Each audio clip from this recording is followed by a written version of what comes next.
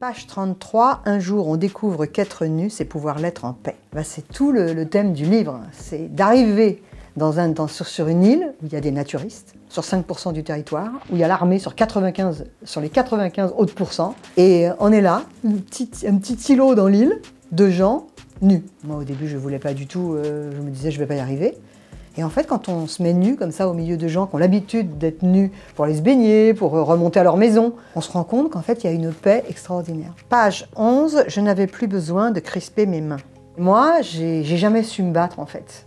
Et même si je gagne, si je me bats par hasard et que je gagne, eh ben, je suis emmerdée. Je préfère perdre si ça rend quelqu'un heureux en fait. Donc j'étais heureuse, je me suis obligée à crisper mes poings. Je me suis obligée dans la vie à le faire. Et je suis arrivée sur une île, c'est dans le livre, et où je peux décrisper mes mains. Donc revenir à mon état naturel en fait. Page 54, combien de temps peut-on refuser le combat? Je pense que les gens en colère, ils ont besoin de ma douceur. Et moi, j'ai besoin de leur colère. C'est-à-dire que je n'aurais jamais écrit Capitale de la douceur si j'avais pas vu Adèle Haenel quitter les Césars, chose que moi je n'aurais jamais faite, mais ça m'a intéressée, ça m'a captivée, j'ai trouvé ça courageux. Alors même que j'aurais pas fait ça, je crois que je me serais levée, je me serais tournée dos à la salle et je serais restée là en souriant en silence. Voilà, ça c'est la manière douce. Et ces deux manières, elles peuvent cohabiter. Il ne faut pas qu'on nous fasse croire qu'il n'y a qu'une manière de faire. Page 55, s'il n'y avait que des gens comme toi, on serait où? Moi, je ne voulais pas balancer de porc. Pourtant, j'en avais un. Mais je ne voulais pas balancer de porc. MeToo, ça m'allait un peu plus parce que j'avais l'impression qu'il y avait une empathie dans ces termes qui me plaisaient plus. Mais enfin, même en ayant dit MeToo, on m'a dit « mais tu vas pas assez loin. Il faut que tu dises, il faut que tu racontes, il faut que... on pourrait peut-être le retrouver, la personne qui t'a agressé. » J'ai été agressée quand j'étais jeune. Et tout le monde me poussait à plus d'action.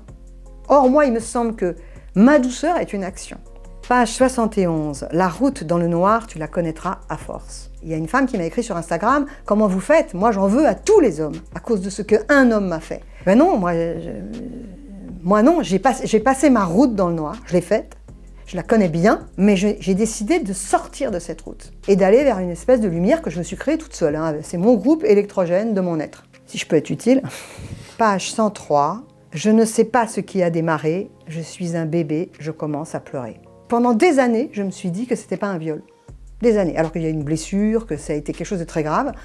Mais je me disais, ben non, en fait, c'est ce qui arrive quand on suit un gars qu'on connaît pas dans une chambre d'hôtel. Enfin voilà, j'étais ado, je fais ce que font les ados, c'est-à-dire que je crois que je suis immortelle et qu'il va rien m'arriver de mal, quoi. C'est des années plus tard, quand je me suis souvenue de tout ça, que je me suis dit, mais je n'ai pas arrêté de pleurer. Donc en fait, j'essaie d'imaginer moi, aujourd'hui, avec un jeune homme, et qui pleurerait, est-ce que j'insisterais? Est-ce que j'inventerais une pratique sexuelle complètement dingue, alors qu'il pleure? Non. Voilà le temps qu'on met à comprendre ce qui nous est arrivé.